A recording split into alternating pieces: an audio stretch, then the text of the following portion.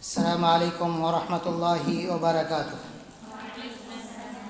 الحمد للہ الذی من علینا بنعمت الاسلام والصلاة والسلام علی نبینا محمد وعلی آلہ وصحبہ اجمعین، اما بعد۔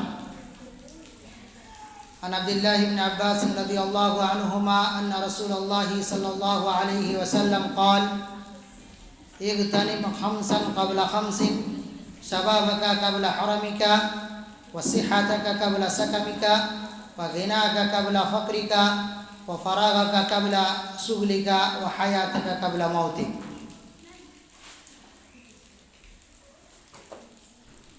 محترم پرنسپل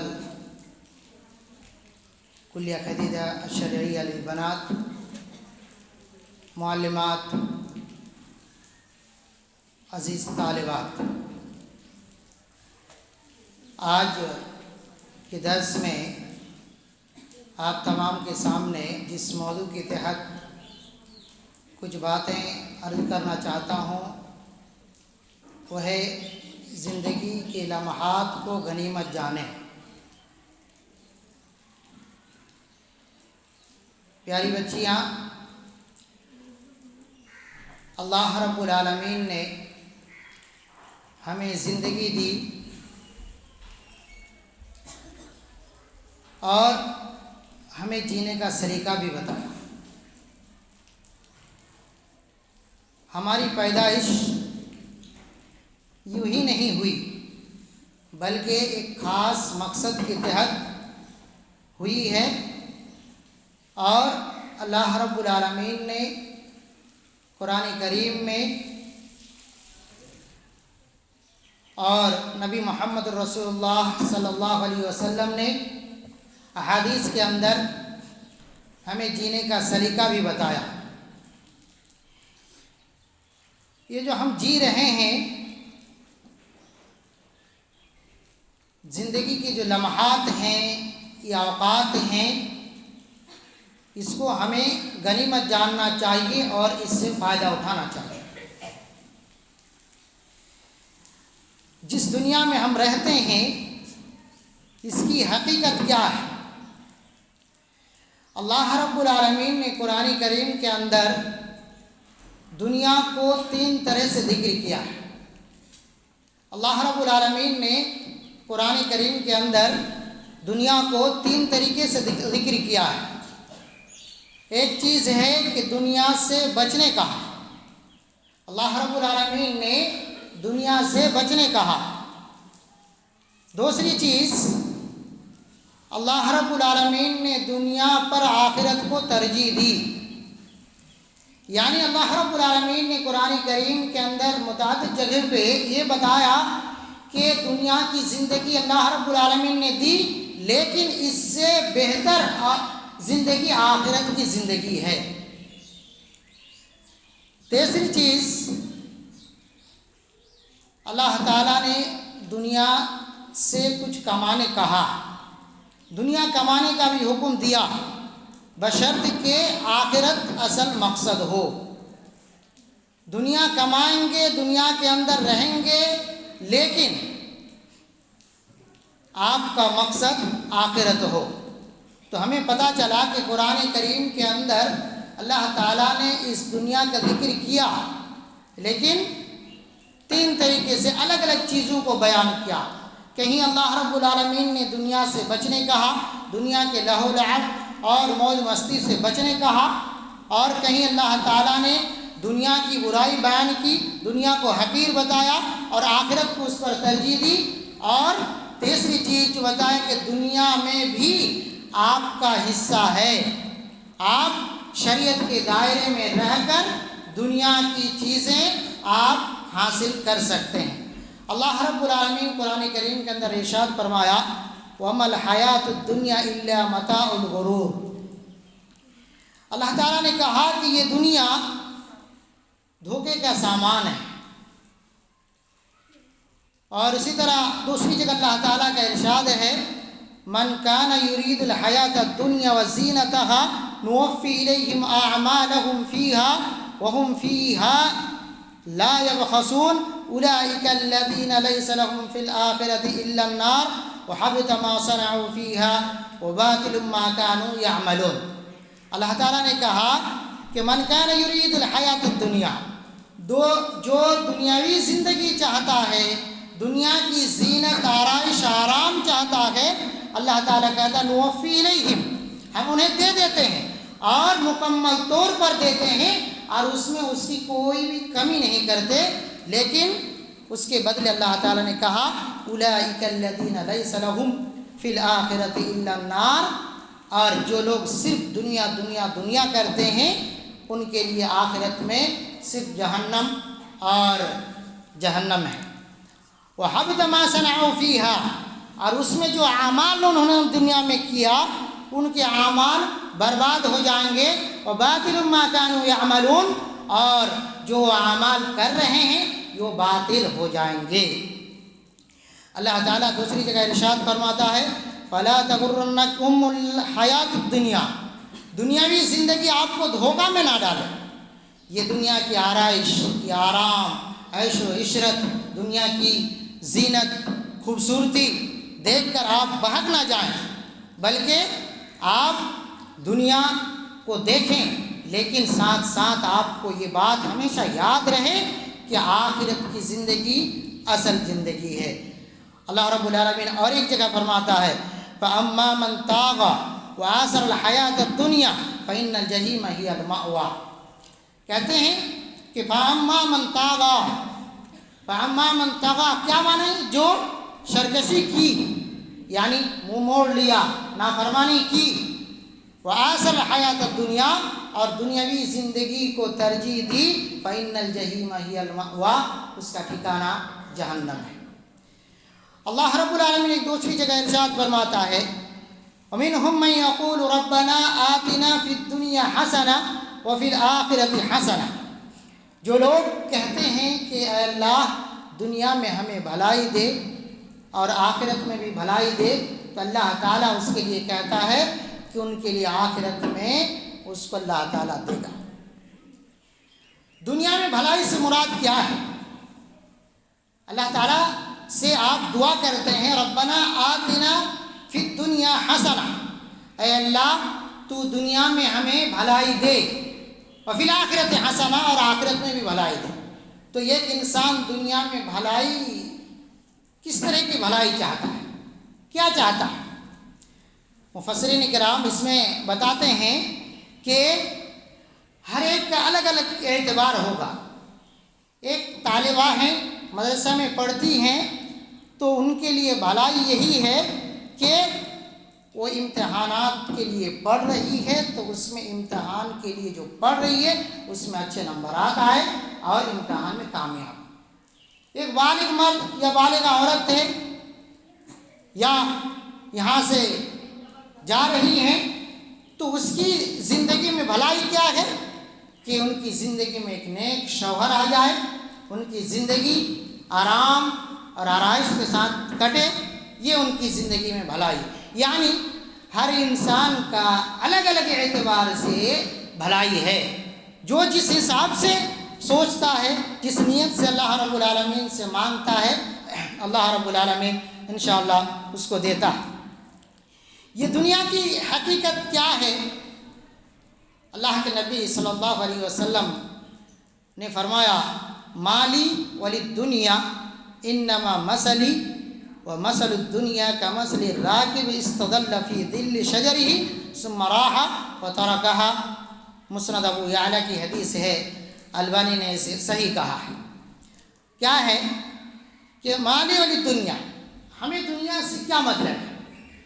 انما مثلی و مثل الدنیا، میری مثال، میری اور دنیا کی مثال اس طرح ہے کمثل الراکب استظل، کہ ایک سواری مسافر سفر کرتا رہتا ہے اور کسی درخت کے نیچے جا کے سایہ حاصل کرتا ہے، کچھ دیر آرام کرتا ہے، اس کے بعد کیا کرتا ہے ثم راح وترکها، پھر وہ اس درخت کے نیچے اس جگہ کو چھوڑ دیتا اور چلا جاتا ہے۔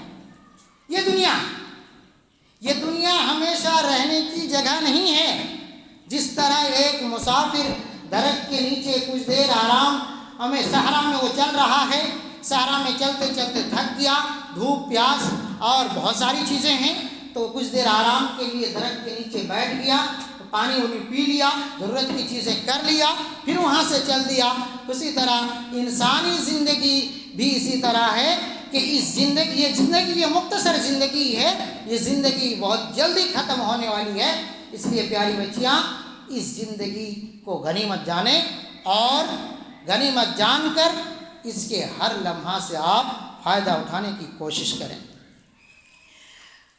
شاعر کہتا ہے کہ آذان المرء حین الطفل یأتی، آذان المرء حین الطفل یأتی وتأخیر الصلاة إلى الممات دلیل أنه محیاہ یسیر کما بین الآذان إلى الصلاة۔ کہتے ہیں کہ انسان جب دنیا میں آتا ہے تو اس کے کان پہ آذان دیتے ہیں، اور جب جاتا ہے وہ تاخیر الصلاۃ الی الممات، اور اس کے لیے نماز پڑھی جاتی ہے کب؟ مرنے کے بعد۔ اس بات کی دلیل ہے کہ یہ زندگی بہت مختصر ہے، یہ زندگی بہت مختصر ہے۔ کتنا مختصر؟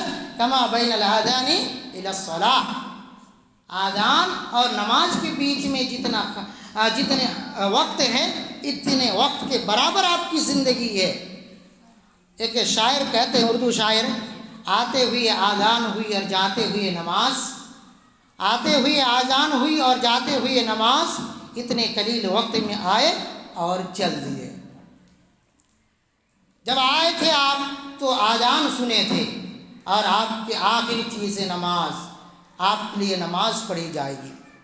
اس لیے عزیز بچیاں، اس بات کو خیال رکھیں اور ہمیشہ اس بات کو دھیان میں رکھیں کہ یہ مختصر سی زندگی ہے، جو زندگی بہت ہی مختصر ہے اور بہت ہی قیمتی ہے، اس سے فائدہ اٹھانے کی ضرورت ہے۔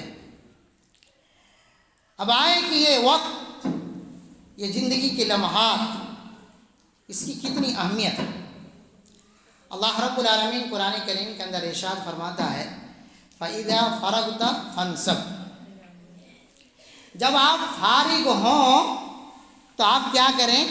عبادت و بندگی میں مشغول ہو جائے۔ انسان خالی وقت میں سب سے زیادہ دھوکہ کھاتا ہے۔ اللہ کے رسول صلی اللہ علیہ وسلم نے ارشاد فرمایا، نعمتان مغبون فیہما کثیر من الناس، الصحہ والفراغ۔ اللہ کے رسول نے کہا کہ دو ایسی نعمت ہے جس میں بہت سارے لوگ دھوکہ کھا جاتے ہیں، ایک صحت مندی، دوسرے خالی وقت۔ اللہ رب العالمین نے کہا کہ جب آپ خالی ہوں تو عبادت کریں۔ اللہ کے نبی نے کہا کہ دو چیز میں، دو نعمت میں لوگ دھوکہ کھاتے ہیں، اور حقیقت ہے۔ ہم مدرسے میں پڑھتے ہیں، چھٹی ہوئی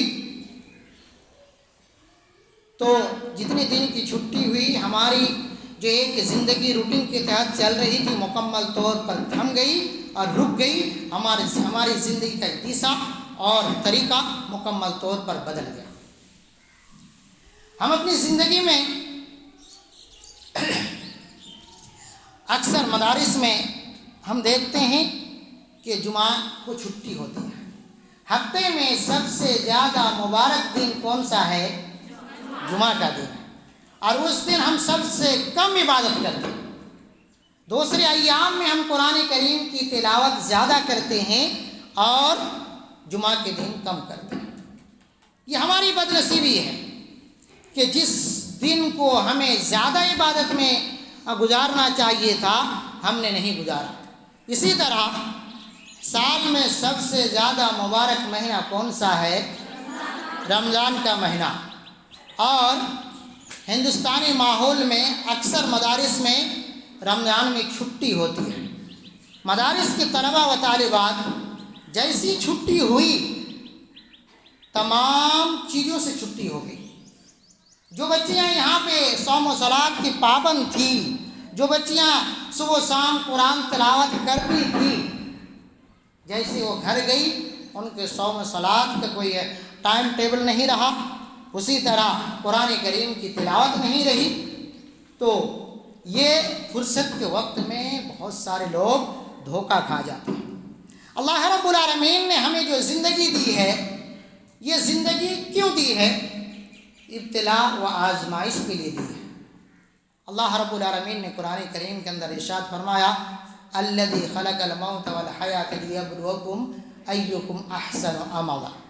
اللہ رب العالمین نے کیا کہا کہ زندگی اور موت صرف اس لیے دی تاکہ کیا کریں؟ آپ کو آزما سکیں کہ آپ میں سے کون بہتر اعمال کرتے ہیں۔ اور حضرت عبداللہ ابن عباس رضی اللہ عنہما سے مروی ہے، فرماتے ہیں کہ رسول اللہ صلی اللہ علیہ وسلم نے فرمایا اغتنم خمسا قبل خمس، 5 چیزوں سے پہلے غنیمت جانا۔ اللہ رب العالمین نے آپ کو جو 5 چیز دی ہے، ان 5 چیزوں کو اس کے بعد اس کے اپوزٹ میں اس کے نیگیٹو اور اس کے ہولناکی اس کے بعد جو آئے گی، اس چیز کے آنے سے پہلے آپ اس کو غنیمت جانیں اور ان اوقات میں آپ زیادہ سے زیادہ اعمال کریں اور اپنے اوقات کو زیادہ سے زیادہ کام میں لگائیں۔ اللہ کے رسول صلی اللہ علیہ وسلم نے کہا شبابک قبل حرمک، بڑھاپا آنے سے پہلے جوانی کو غنیمت جانیں۔ آپ کی جوانی میں آپ جو عبادت و بندگی آپ کر لے گی، بڑھاپے میں نہیں کر سکتے۔ بڑھاپا آنے کے بعد صرف افسوس ہی افسوس رہ جائے گا، یہ کاش کہ میں جوانی میں یہ کر لیتا، کاش میں جوانی میں وہ کر لیتا۔ اسی طرح وصحتک قبل سقمک، بیماری آنے سے پہلے آپ کی صحت مندی کو آپ غنیمت جانیں۔ آپ کا جسم صحیح سالم ہے، آپ ابھی تندرست ہیں، ان اوقات میں آپ زیادہ سے زیادہ عبادت بندگی کریں۔ پتہ نہیں کب آپ بیمار ہو جائیں گے، آپ عبادت بندگی سے بالکل آپ الگ تھلگ ہو جائیں گے، اور اگر ہوش رہا تو صرف رونا ہی رونا باقی رہ جائے گا کہ اب میں عبادت نہیں کر پاتا، اب میں تلاوت نہیں کر پاتا، اب میں پڑھ نہیں پاتا، اب میں یہ نہیں کر پاتا، اب میں وہ نہیں کر پاتا۔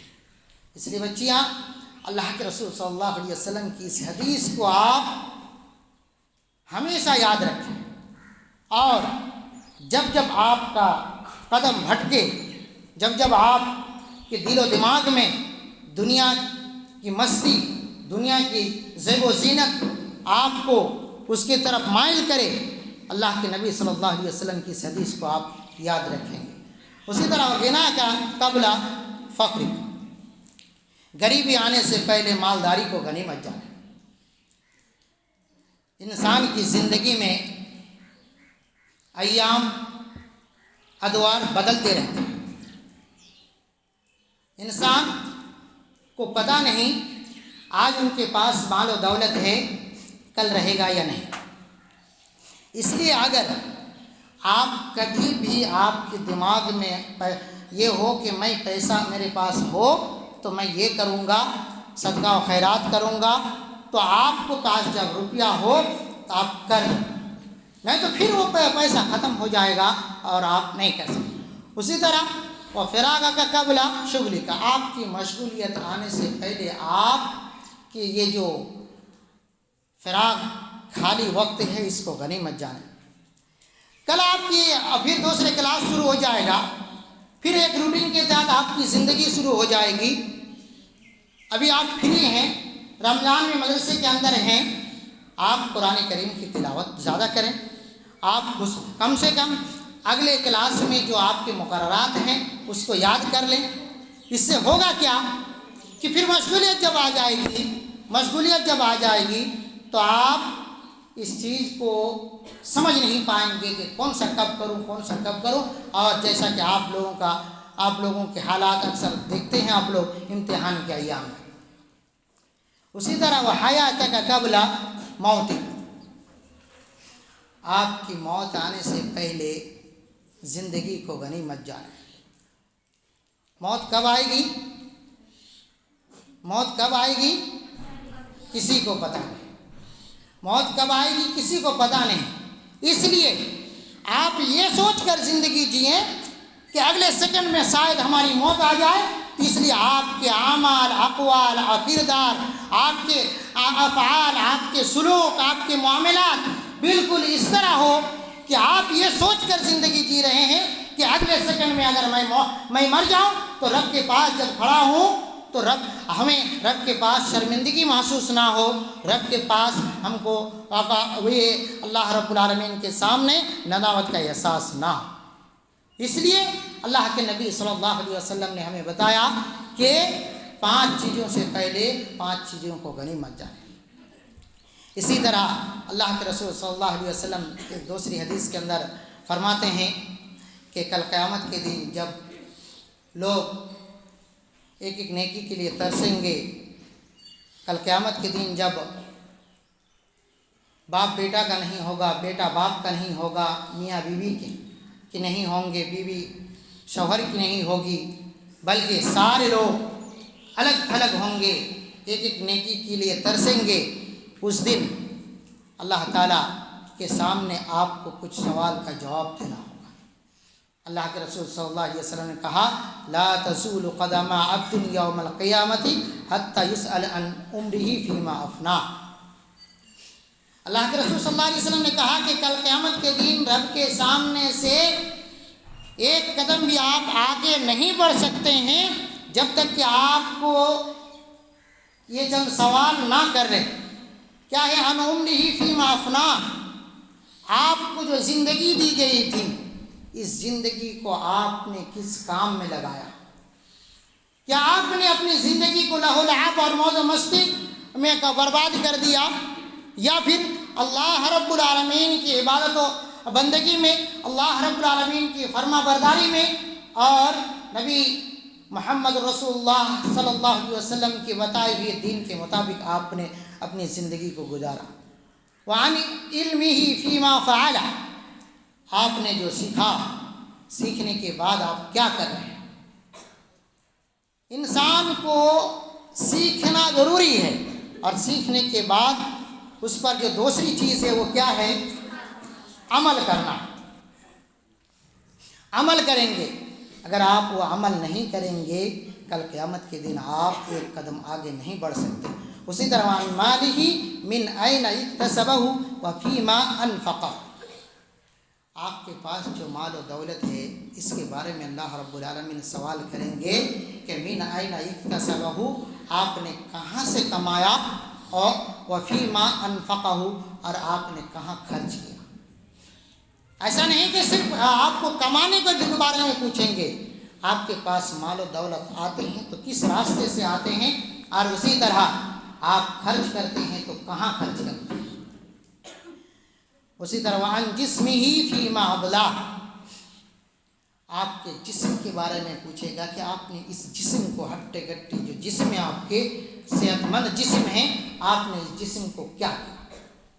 دوسری روایت میں ہے وعن شبابہ فیما ابلا، یعنی اللہ رب العالمین نے آپ کو جوانی دی، اس جوانی کو آپ نے کیا کیا۔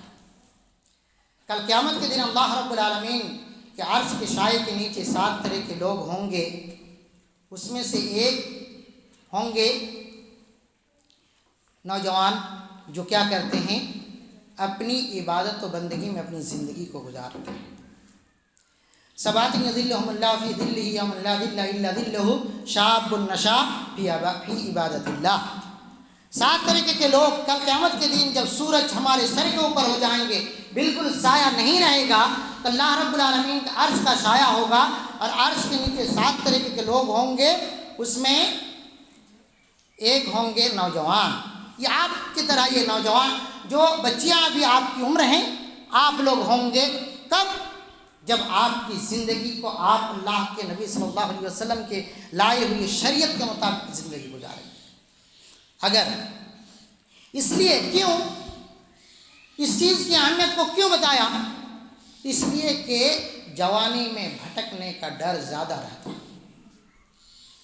ایک بچہ، ان کے گناہ معاف ہیں، بوڑھے ہونے کے بعد ان کی خواہشات نہیں رہتی، تو جوانی میں اگر آپ خواہشات کے مطابق عمل نہ کر کے شریعت کے مطابق آپ نے اگر عمل کر لیا اور زندگی کے لمحات کو، اس جوانی کو آپ نے غنیمت سمجھ کر مکمل طور پر اگر آپ نے اللہ رب العالمین کے فرمان کے مطابق زندگی گزاری تو کل قیامت کے دن اللہ رب العالمین کے عرش کے نیچے آپ کو سایہ ملے گا انشاءاللہ۔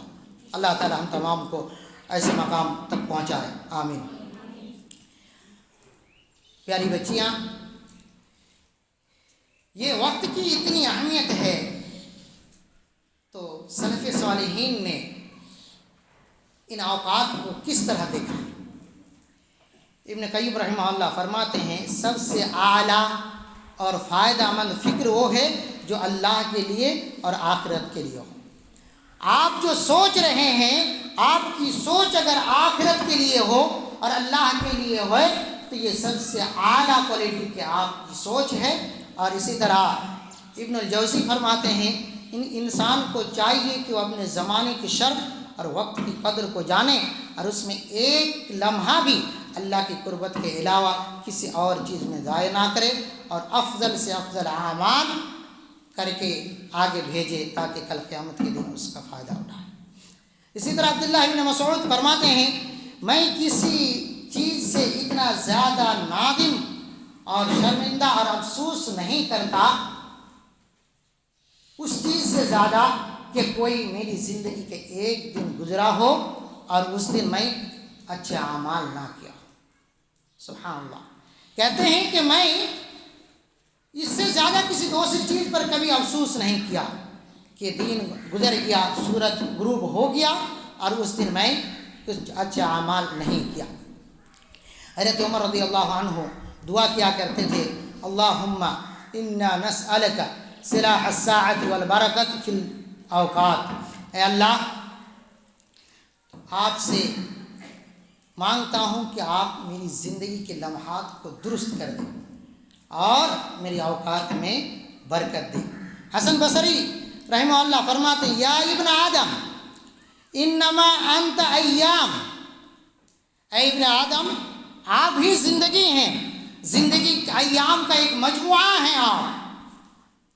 اذا ذهب یوم ذهب بعضک، جب زندگی کی ایک دن گزر جاتا ہے تو آپ سمجھ جائیے کہ آپ کے حصہ میں سے، آپ کی زندگی اور آپ کے حصہ میں سے کچھ چیزیں اور کچھ حصہ گزر گیا۔ ایک بات ابھی جو بتانا چاہتا ہوں غور سے سنے گی بچیاں۔ مجد الدین ابن تیمیہ رحمہ اللہ کا دادا وقت کو اتنا زیادہ اہمیت دیتے تھے کہ جب وہ بیت الخلاء میں جاتے تو اپنے طالب علم میں سے کسی کو باہر کوئی کتاب دے دیتے اور انہیں کہتے کہ بآواز بلند زور سے تم پڑھو تاکہ میں بیت الخلاء کے اندر جو کچھ لمحہ گزاروں گا یہ لمحہ بھی میرا بیکار نہ جائے۔ سبحان اللہ۔ آپ اسلاف کی زندگی، اسلاف کے اعمال، اسلاف کے اقوال کو دیکھیں اور آپ کی زندگی کا محاسبہ کریں کہ آپ کتنے اوقات کو ایسے گزار دیتے ہیں۔ کہتے ہیں کہ بیت الخلاء میں گئے پھر بھی وہ باہر کا کسی کو عبارت پڑھاتے تاکہ وہ سن پاتے۔ آپ کو بیت الخلاء سے نکلنے کی ایک دعا آپ سب کو پتہ ہے کیا ہے؟ غفرانہ کا کیا معنی ہے اس کا؟ اے اللہ بخش دے۔ کس چیز سے بخش دے؟ یعنی میں جو اس کے اندر 5 منٹ 2 منٹ 4 منٹ رہا زندگی کے لمحات میں نے یہ اس چند لمحوں کو کام میں نہیں لگایا، اس لیے اللہ تو بخش دے مجھے۔ اور ان کے علاوہ ہماری زندگی کے صبح سے لے کے شام تک، شام سے لے کے صبح تک اگر ہم اپنی زندگی کے لمحات پر غور کریں اور محاسبہ کریں تو ہم دیکھیں گے کہ ہم اپنی زندگی کو کس طرح برباد کرتے ہیں، ہماری اپنی زندگی کے لمحات کو کیسے برباد کرتے ہیں۔ غیبت، چغل خوری اور یہ عام سی چیز ہے، اور خصوصاً آپ بچیوں کے اندر جیسے کہ اللہ کے رسول صلی اللہ علیہ وسلم نے کہا کہ کل قیامت کے دن عورتیں جہنم میں زیادہ ہوں گی، ان میں سے ایک، ان کے اسباب میں سے ایک سبب کیا ہے؟ غیبت۔ اور غیبت گناہ کبیرہ ہے، اور ہر وقت آپ کرتے رہتے ہیں۔ اور یہ ہمارے اسلاف ہیں کہ جو بیت الخلاء میں رہ کر بھی اپنے اوقات کو برباد نہیں کرنا چاہتے۔ ابن قیم رحمہ اللہ کا اور ایک قول ہے کہ وقت ضائع کرنا موت سے زیادہ سخت ہے۔ وقت ضائع کرنا موت سے زیادہ سخت ہے۔ کیوں؟ کیونکہ وقت کا ضیاع آپ کو اللہ اور آخرت سے دور کرتا ہے، اور موت آپ کو اپنے رشتہ دار اور دنیا سے دور کرتا ہے۔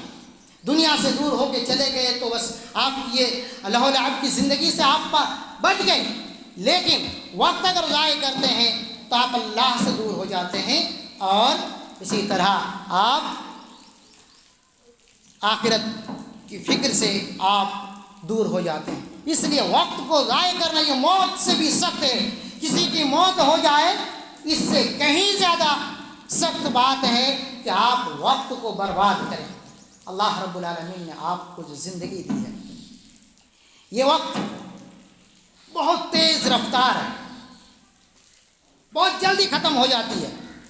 اسی لیے شاعر نے کہا وَإِذَا كَانَ آخِرُ الْعُمْرِ مَوْتًا فَسَوَاءٌ كَثِيرُهُ وَالطَّوِيلُ، اگر آخری چیز مرنا ہی ہے تو پھر زندگی کا زیادہ ہونا اور کم ہونا دونوں برابر ہے۔ موت ہی ہے، جتنے تڑپ لیں، کوشش کر لیں، عیش و آرام میں زندگی آپ گزار لیں، لیکن آپ کو تو ایک دن مرنا ہے۔ اور وقت جو گزر جاتا ہے کبھی واپس نہیں آتا۔ عربی شاعر کہتا ہے، آپ لوگ اکثر بچوں کو پہلا مصرع پتہ ہے، الا لیت الشباب یعود یوما۔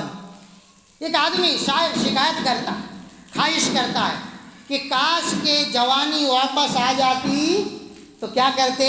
فاخبرہ بما فعل المشیب، بڑھاپے نے میرے ساتھ جو ظلم ڈھایا ہے ہم اس جوانی کو بتاتے کہ جوانی تم چلے گئے میری زندگی سے تو بڑھاپے نے مجھے یہ کیا، مجھے یہ تکلیف دی۔ کبھی وقت واپس آئے گا؟ نہیں آئے گا، اور یہ وقت بدلتا رہتا ہے۔ آپ کی زندگی ابھی خوشگوار گزر رہی ہے، ابھی آپ ہنس رہے ہیں، ابھی آپ مسکرا رہے ہیں، ابھی آپ کی زندگی میں اچانک ایسی مصیبت آ جائے گی کہ آپ کی یہ ہنسی، یہ خوشی، یہ زندگی مکمل طور پر ختم ہو جائے گی، اور آپ کی آنکھ سے آنسو ہی آنسو نکلے گا اور کچھ نہیں۔ وقت، اس لیے بچیاں دنیا میں آپ رہیں تو کیسے رہیں؟ جیسا کہ اللہ کے رسول صلی اللہ علیہ وسلم نے کہا، کن فی الدنیا کأنک غریب او عابر السبیل وعد نفسک من اہل القبور۔ کتنی بڑی بات ہے، تم دنیا میں رہو اس طرح ایک اجنبی کی طرح۔ کوئی بھی اجنبی شخص، کوئی بھی اجنبی بچی اگر آپ کے مدرسے میں آئے گھومنے تو کیا آپ جیسے اپنی سہیلیوں کے ساتھ آپس میں گھل مل کے رہتی ہیں ایسے ہو جائے گی؟ نہیں، وہ چپ چاپ ایک سائڈ میں بیٹھی رہے گی، آئے گی، ملاقات کرے گی، واپس چلی جائے گی۔ یا پھر مسافر، جو مسافر رہتا ہے وہ ہمیشہ اس بات کا ان کا خیال رہتا ہے ہمیں اگلے 1 گھنٹہ کے بعد، اگلے 10 منٹ کے بعد، اگلے دن یہاں سے مجھے چلا جانا ہے۔ اور اسی طرح وعد نفسک من اہل القبور، آپ اپنے آپ کو اہل قبور میں شمار کریں۔ پیاری بچیاں، یہ وقت، یہ زندگی کے لمحات کی اتنی اہمیت ہے، اس لیے جو کچھ ذرائع ایسے ہیں، کچھ چیزیں ایسی ہیں جن چیزوں سے ہمیں پرہیز کرنے کی ضرورت ہے، جس سے وقت ضائع ہوتا ہے، برباد ہوتا ہے۔ پہلی چیز غفلت و سستی سے پرہیز کرنا ہے، اسی طرح زندگی میں بدنظمی سے پرہیز کرنا ہے۔ بدنظمی اگر آپ کی زندگی میں ہو، رہن سہن کی کوئی ٹائم ٹیبل نہیں، تو آپ یہ جان کر رہیں کہ آپ کبھی کامیاب نہیں ہو سکتے اور آپ کی زندگی برباد ہوگی۔ اور اسی طرح برے صحبت سے بچیں، اور وقت کی قدر و قیمت کو سمجھیں۔ اگر نہیں سمجھیں گے، اللہ کے رسول صلی اللہ علیہ وسلم نے کہا، من حسن اسلام المرء ترکہ ما لا یعنی، انسان کی خوبصورتی ہے، اسلام ایک مسلمان کی خوبصورتی ہے جو لا یعنی باتیں ہیں، جس بات میں کوئی فائدہ ہی نہیں اس بات کو وہ چھوڑ دے اور بلا ضرورت سفر سے بچیں. اسی طرح موبائل کا غلط استعمال کرنے سے بچیں. اللہ تعالیٰ نے کہا وَلَا تَقْفُ مَا لَيْسَ لَكَ بِهِ عِلْمٌ إِنَّ السَّمْعَ وَالْبَصَرَ وَالْفُؤَادَ كُلُّ أُولَٰئِكَ كَانَ عَنْهُ مسؤولا. کہ آپ کی آنکھ، آپ کی بین، آپ کے کان اور اسی طرح دل، ہر چیز سے سوال کیا جائے اور ہر چیز کو آپ نے کس طرح استعمال کیا اس کے بارے میں بھی سوال کیا جائے گا. آپ وقت کی حفاظت کرنا سیکھیں، زندگی کے لمحات کی قدر کرنا سیکھیں، اور اس کے لیے آپ کو ایک نظام الاوقات بنانا ہوگا، ترتیب اور روٹین تیار کرنا ہوگا اور ہدف متعین کرنا ہوگا. کیا چاہتے ہیں، کیا بننا چاہتے ہیں؟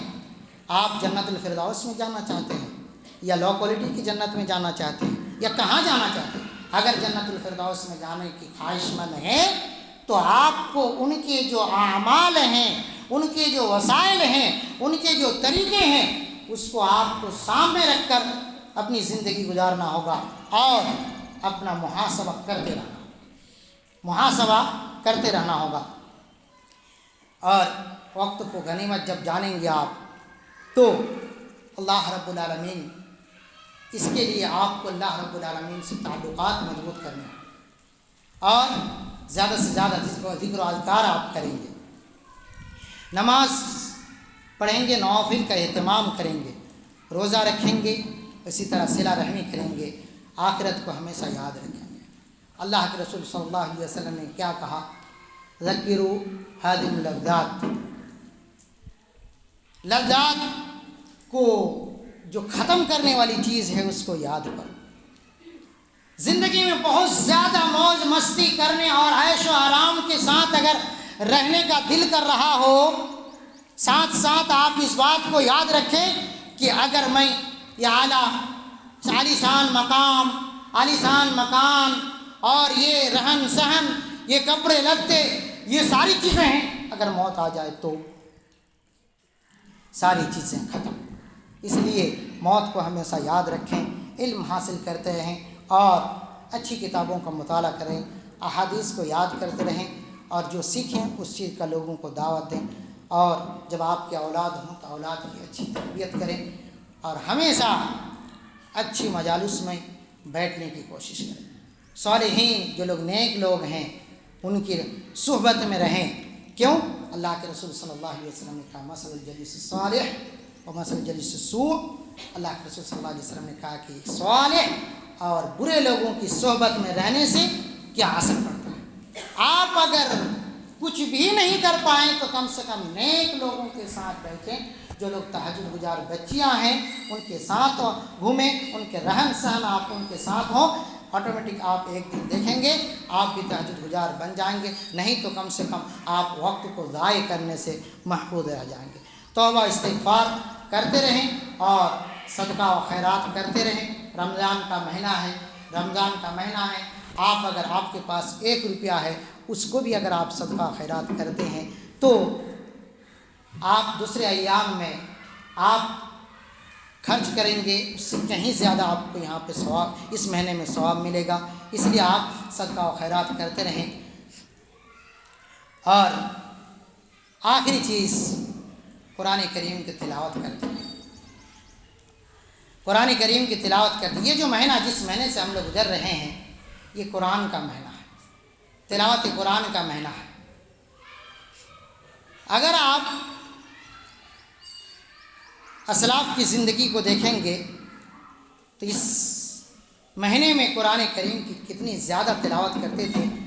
جبریل امین اللہ کے نبی صلی اللہ علیہ وسلم کو ہر رمضان میں 1 مرتبہ قرآن پڑھاتے تھے اور آخری رمضان میں 2 مرتبہ قرآن پڑھائے.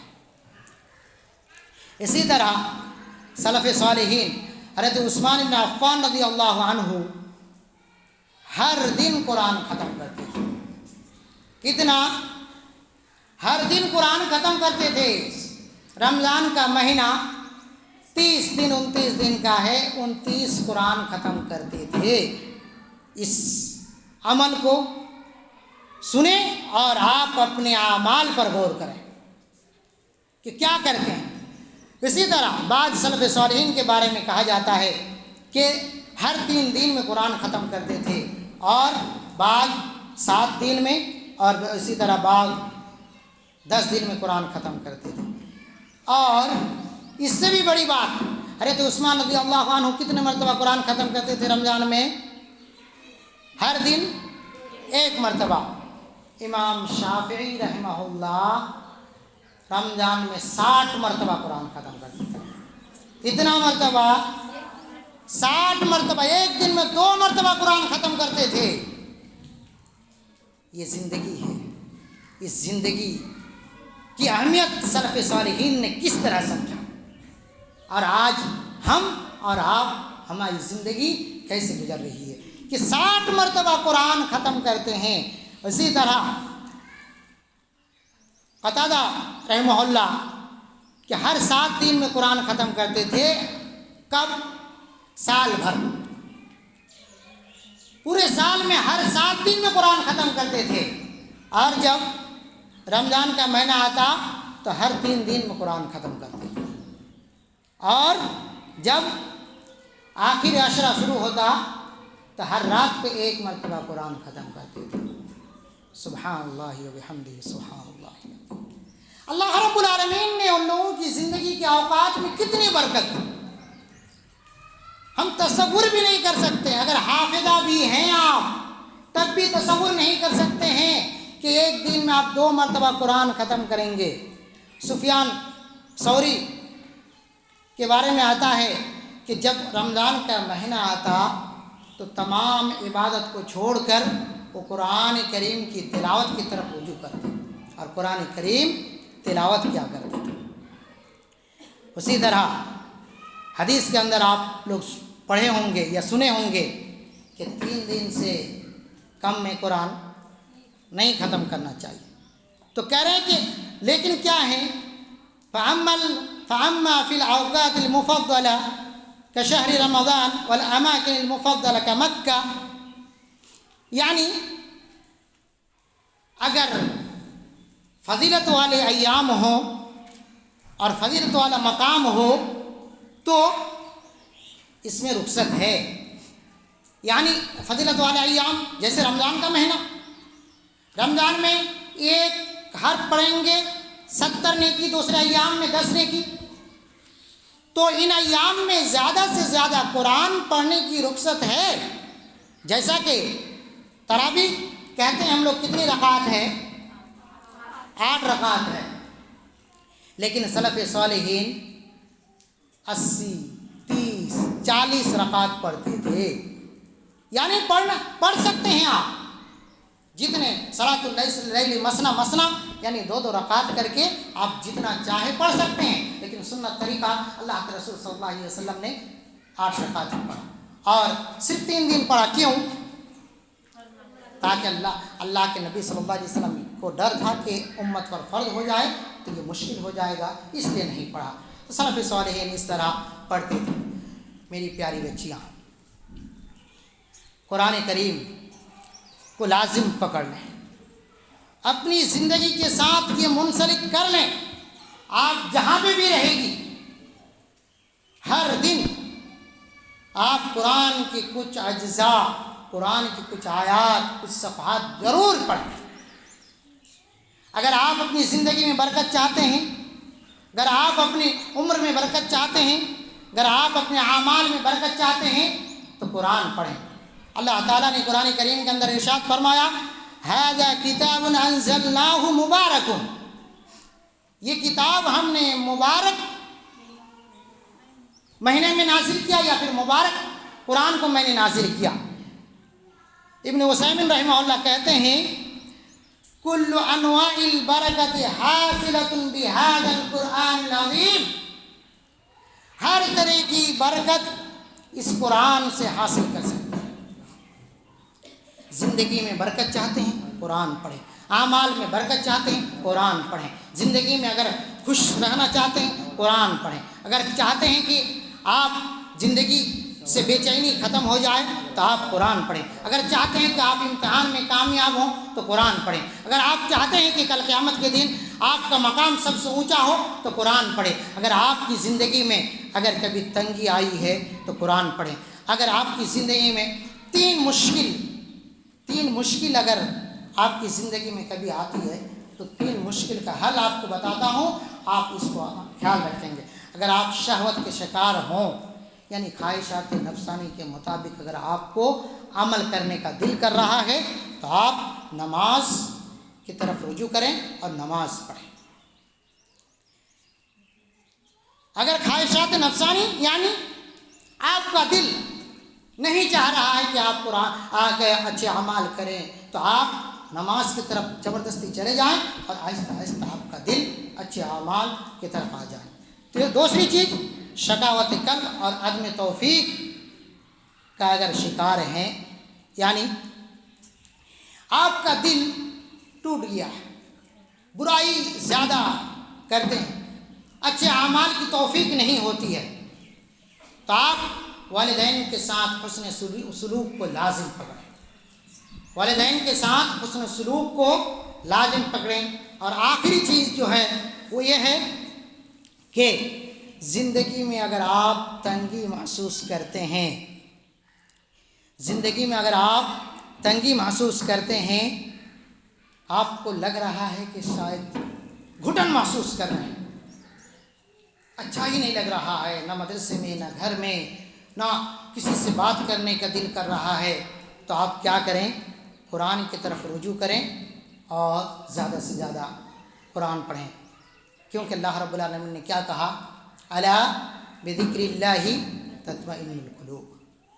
اللہ رب العالمین کے ذکر اگر کریں گے، قرآن کریم کی اگر تلاوت کریں گے، دل کو سکون ملے گا۔ بہت زیادہ بے چین ہیں، تکلیفیں ہیں، پریشانیاں ہیں، تو آپ قرآن پڑھیں۔ اللہ رب العالمین سے دعا ہے، اے اللہ تو ہم تمام کو زندگی کے جتنے بھی لمحات دیا، ان لمحات میں زیادہ سے زیادہ عبادت بندگی کرنے کی توفیق دے، آمین۔ اے اللہ رمضان کے مہینے میں زیادہ سے زیادہ عبادت بندگی کرنے کی توفیق دے۔ اے اللہ خصوصاً رمضان کے مہینے میں زیادہ سے زیادہ قرآن کریم کی تلاوت کرنے کی توفیق دے۔ اے اللہ ہماری زندگی میں جتنی بھی مصیبتیں ہیں، ہمیں قرآن کریم کی برکت سے، رمضان مہینے کی برکت سے ہماری زندگی کی پریشانیوں کو دور کر، آمین۔ وصلی اللہ تعالی علی النبی وسلم۔ السلام علیکم ورحمۃ اللہ۔